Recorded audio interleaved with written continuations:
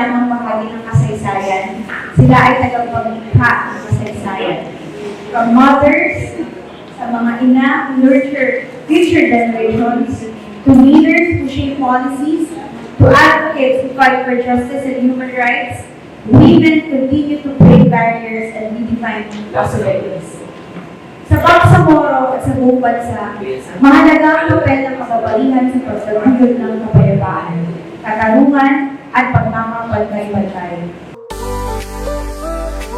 Oh, bye-bye. Sa sinapupunan, buhay ay binidyang sigla. Human rights, education on women's rights.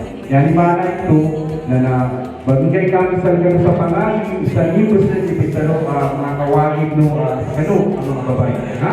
Hanan, babae kadakilan, di kayang palitan. Hindi ka lamang nasa anino ng mundo, ikaw ang haligi, tanglaw ng pagbabago. Manisan ka, babae ka, dakilan. BHRC, Kawagin for All!